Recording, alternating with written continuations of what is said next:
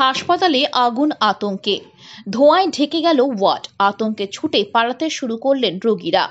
আতঙ্কে ছড়ালো চিকিৎসক নার্সদের মধ্যেও। ধোঁয়ার কারণে রোগী থেকে শুরু করে চিকিৎসক প্রত্যেকের শ্বাসকষ্টজনিত সমস্যা শুরু হয়, যদিও কিছুক্ষণের মধ্যে স্বাভাবিক হয় পরিস্থিতি।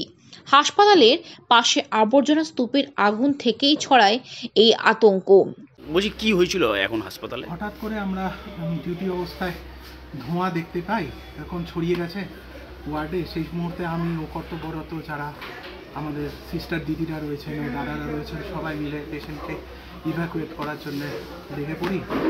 তো একটা মাকে বের করতে গিয়ে আমি নিজেই স্বস্তি বোধ হচ্ছে।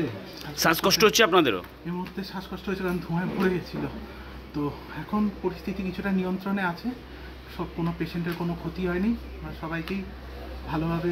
আগুনটা কোথায় লেগেছিল?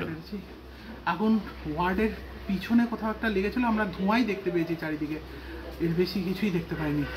এই মত অবস্থায় আমরা পেশেন্টকে ইভ্যাকুয়েট করাতেই ব্যস্ত ছিলাম। বলছি হাসপাতালের পিছনে এইভাবে স্তূপ আছে, মানে কিভাবে দেখছেন বিষয়টা আপনারা? না, হাসপাতালের পিছনে স্তূপ জমে পরিষ্কারও করা হয়, তো রীতিমত হয়তো খবর টবরও দেওয়া হয়েছে আমাদের উপর বিভাগের বিষয়ে। এই ব্যাপারে আরও হয়তো আপনাদেরকে বিস্তারিতভাবে বলতে পারি। দমকল এসেছিল?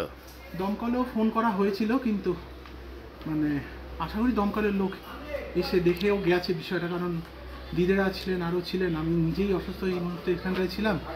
তো সবারই কি শ্বাসকষ্ট হচ্ছে আপনাদের? আমাদের দিদি আর দাদাদের মধ্যে এক দুজনের হয়েছিল, আর আমার একটু হয়েছিল। আচ্ছা, তো এখন পরিস্থিতি সব ঠিক আছে, তাও আমরা চেষ্টা করি সব পেশেন্টকে বের করে যতটা ভাবে তাদেরকে আগে রক্ষা করা যায়। বলছি পেশেন্টরা সব বাইরে ছিল, সবাই আস্তে আস্তে সবাইকে আবার ঢোকানো হয়েছে। পরিস্থিতি কিছুটা নিয়ন্ত্রণে এনে তাদেরকে আবার ওয়ার্ডে ফিরিয়ে আনা।